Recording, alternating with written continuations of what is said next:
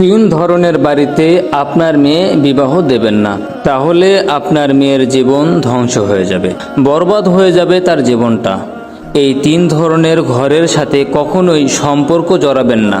একদিন হজরত আলী রাদিয়াল্লাহু তাআলা আনহু তার মসনদে বসেছিলেন।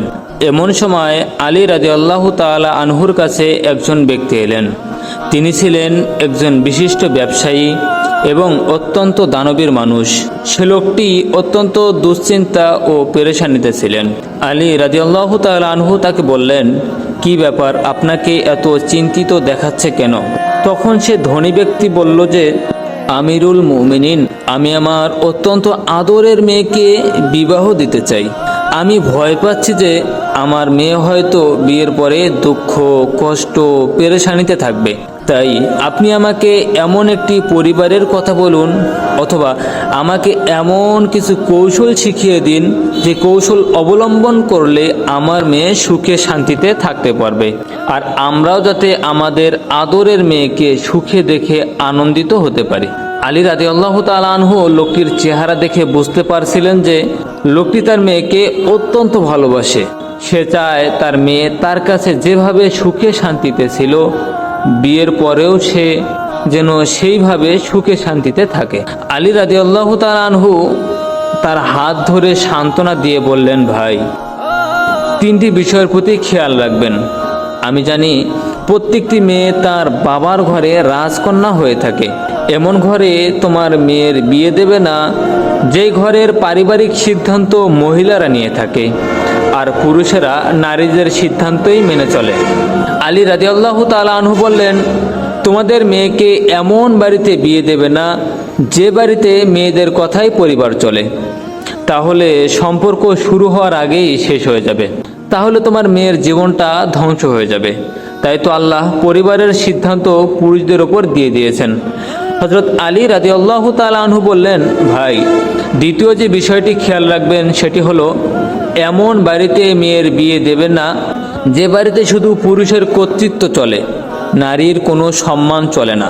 প্রিয় দর্শক, আমরা আশেপাশে খেয়াল করলে দেখতে পাই এমন অনেক ঘর আছে যে ঘরে নারীদেরকে জুতোর সুইতলা মনে করা হয়, তাদের কোনো সম্মান দেওয়া হয় না।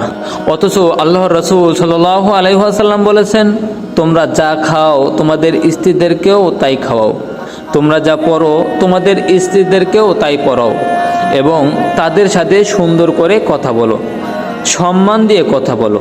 তারা রাগ হলে তাদের রাগ ভাঙাও, তাদেরকে বুঝাও, কেননা মেয়েরা কোমল মনের অধিকারী হয়ে থাকে। যেখানে আল্লাহ বলেছেন তোমরা তাদের পোশাক, তারা তোমাদের পোশাক স্বরূপ।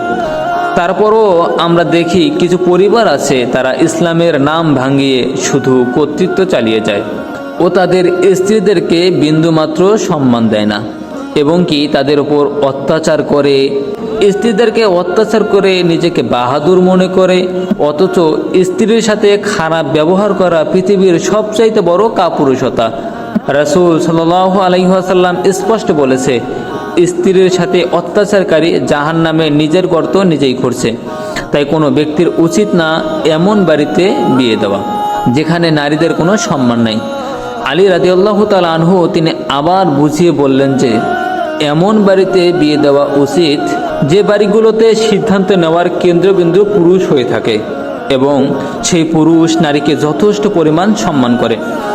এমন পুরুষের কাছে বিয়ে দাও যে আপনার মেয়েকে শুধু ভোগ বিলাসী মনে করবে না, আর যে আপনার মেয়ের গুণাবলীর দিকে তীক্ষ্ণ নজর রাখবে, শুধু দোষ খুঁজে বেড়াবে না।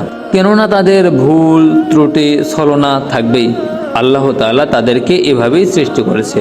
তুমি তোমার মেয়েকে এমন ছেলের কাছে বিয়ে দাও যে তার অসুস্থতায় সেবা করবে এবং ভালো সময় তার প্রেমময় হবে, আনুগত্যের প্রমাণ দেবে। আলী রাদিয়াল্লাহু তাআলা আনহু তারপর বললেন, ভাই, 3 নম্বর যে বিষয়টি খেয়াল রাখবেন সেটি হলো, এমন পরিবারে বিয়ে দেবেন না যারা তালাক প্রেমী। যেমন ধরেন ছেলের বাবা তালাক প্রেমী, তার মাও তালাক প্রেমী, তার ভাইয়েরা তালাক দিচ্ছে, বা তার বোনদের মধ্যে তালাকের প্রবণতা আছে। অনেকে মনে করতে পারেন ইসলামে তো তালাক বৈধ করেছে। আপনি হয়তো জানেন না, অযথা তুচ্ছ ব্যাপারকে কেন্দ্র করে তালাক দিলে আল্লাহর আরশ কেঁপে ওঠে। পৃথিবীর সবচাইতে অপছন্দনীয় হালাল কাজ হচ্ছে তালাক দেওয়া। শয়তান এটাকে খুবই পছন্দ করে। তারপর ওই ব্যক্তির মন খুশি হয়ে গেল। ওই ব্যক্তি আলী রাদিয়াল্লাহু তাআলা আনহুর কাছে এসেছিল পেরেশানি হয়ে। আলী রাদিয়াল্লাহু তাআলা আনহুর দেওয়া কৌশলগুলো শুনে তার পেরেশানি দূর হয়ে গিয়েছে। দোয়া করি আল্লাহ যেন পৃথিবীর সমস্ত বোন ও কন্যাদেরকে সুন্দর সংসার দান করে। আমিন।